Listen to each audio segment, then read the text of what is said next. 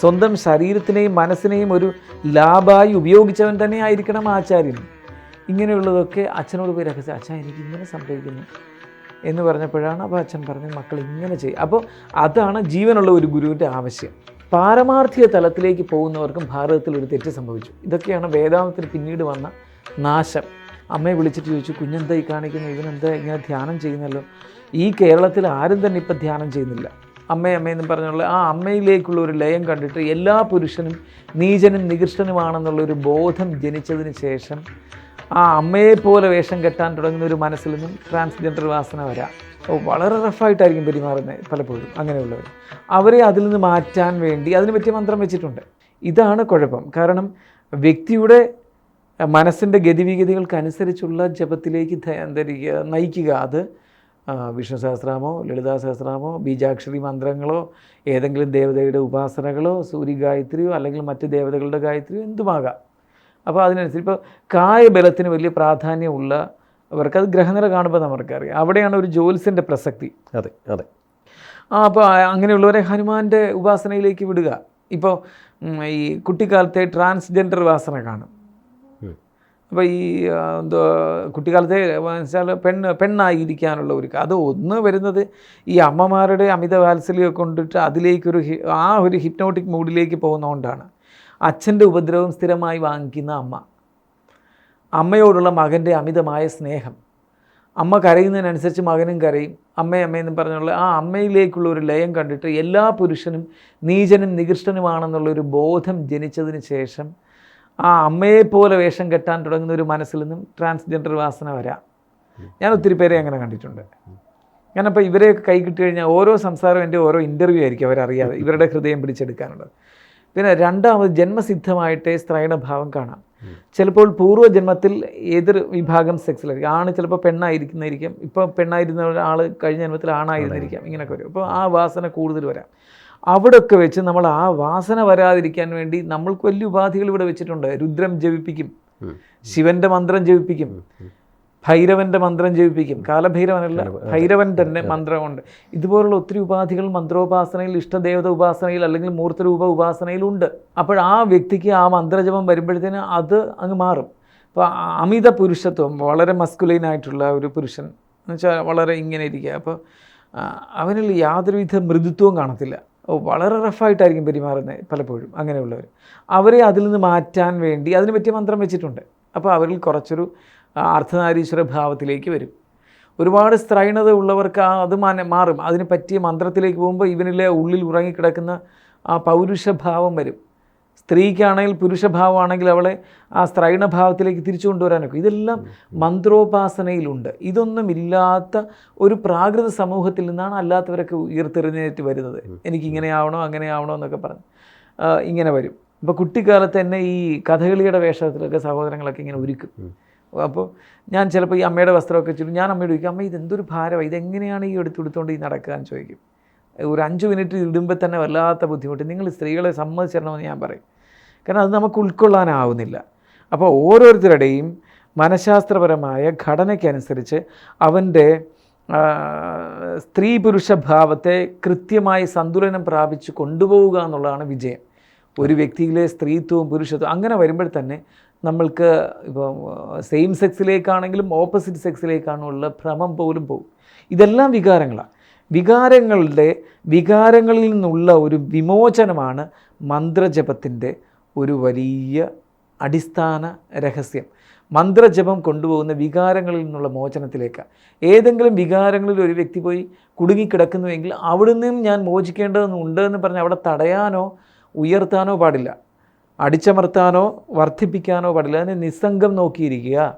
ഇപ്പം നമ്മളിപ്പം ഈ പാർവതി മന്ത്രം ഇപ്പം ലോകത്തിലെ ഏറ്റവും വലിയ വശ്യമന്ത്രമാണ് പാർവതിക്കൊക്കെ ഉള്ളത്. ഇപ്പോൾ ഗണപതിയുടെ പലതിൻ്റെയും ഉണ്ട് വശ്യമന്ത്രം.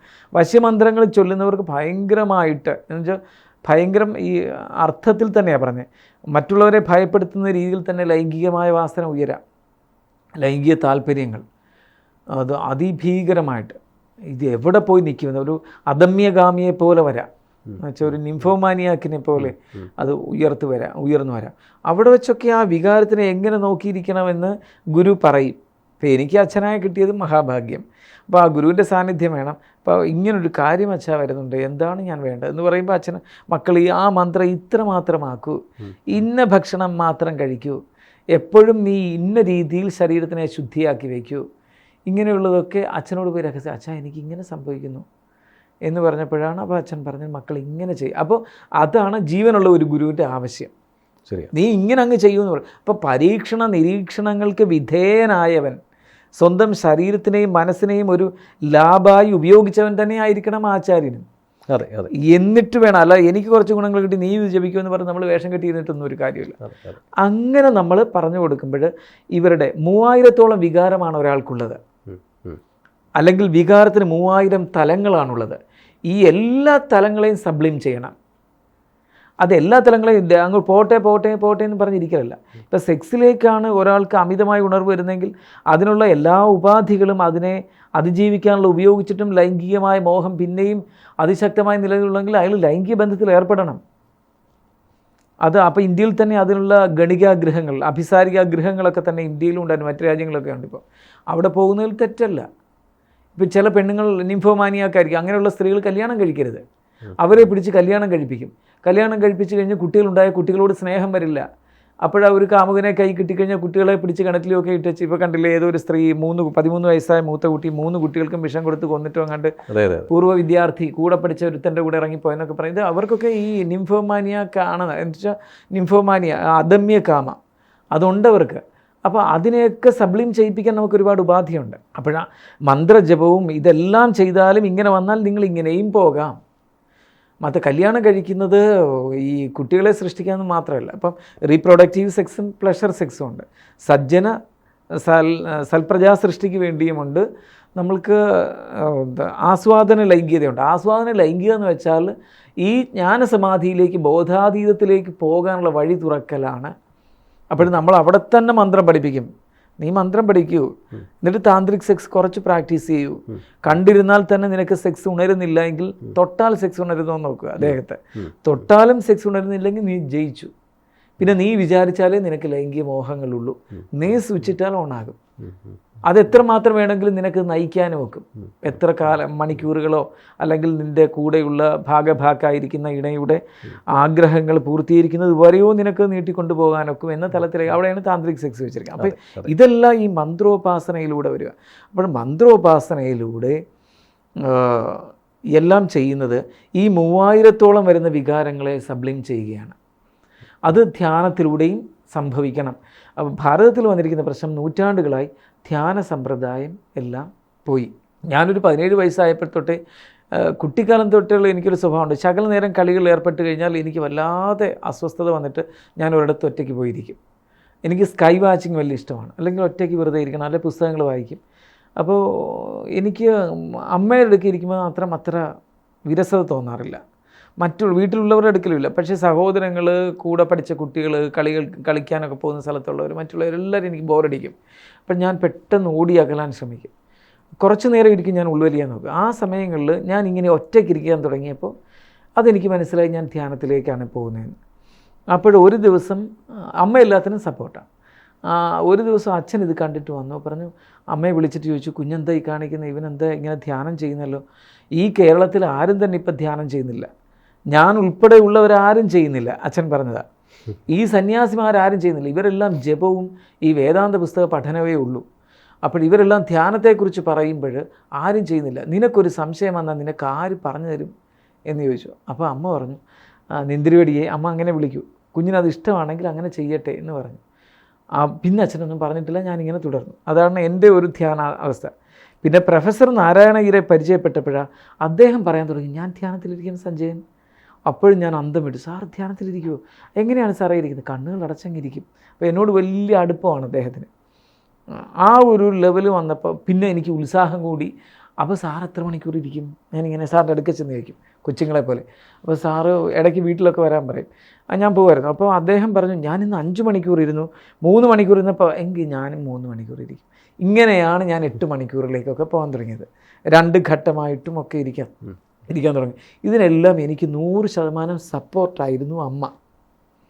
എപ്പോഴും എവിടെയാണെങ്കിലും എല്ലാത്തിനും അതിന് വെളുപ്പിനൊക്കെ വിളിക്കും, മക്കൾ ധ്യാനം ചെയ്യണ്ടായോ ചോദിക്കും. പൊന്നുമോനും ധ്യാനം ചെയ്യേണ്ടതെന്ന് ചോദിക്കും. അപ്പോൾ എല്ലാത്തിനും താളത്തിന് ആളിനെ കിട്ടി, അതും ഭാഗ്യം. അപ്പോൾ ഈ മന്ത്രജപത്തിലൂടെ നമ്മുടെ ജന്മാന്തരങ്ങളായി സ്വീകരിച്ചിരിക്കുന്ന സർവ്വ ഇമോഷൻസും പോയേ മതിയാകൂ. ഇപ്പോൾ ജപത്തിലൂടെ നമുക്കൊരു സിദ്ധി വന്നു കഴിഞ്ഞാൽ ഞാൻ ആരാ നിനക്ക് കാണിച്ചു തരാം എന്നൊക്കെ പറയുന്നവരുണ്ട്. മനസ്സിലായില്ലേ? മനസ്സിലായി. ആ ശക്തി വെച്ചിട്ട് മറ്റുള്ളവരെ സംഹരിക്കുക, സംഹാരകരായ മാന്ത്രികരൊക്കെ ഉണ്ട്. തിരിച്ചടി കിട്ടും. അല്ല, ഇതിലൊക്കെ ആനന്ദിക്കുകയാണ്. അപ്പോൾ ഇതെല്ലാം കുഴപ്പമാണെന്നും ഞാൻ പ്രാതിഭാസിക തലത്തിലാണ് എത്തി നിൽക്കുന്നതെന്നും പാരമാർത്ഥിക തലത്തിലേക്ക് ഇനിയും എനിക്ക് അധികം ദൂരം ഉണ്ടെന്നും മനസ്സിലാക്കുന്നില്ല.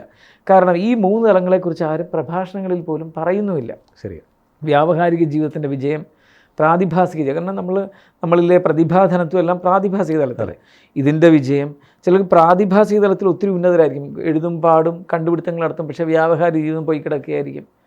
പ്രായോഗിക ധർമ്മങ്ങളെല്ലാം നോക്കാതിരിക്കുക, മാതാവിനെയും പിതാവിനെയും സഹോദരങ്ങളെയും സ്വജനങ്ങളെയും ഭാര്യയെയും മക്കളെയും സുഹൃത്തുക്കളെയും സംരക്ഷിക്കണം. നമ്മൾ സമൂഹത്തിനെയും സംരക്ഷിക്കേണ്ട ഒരു കടമയുണ്ട്.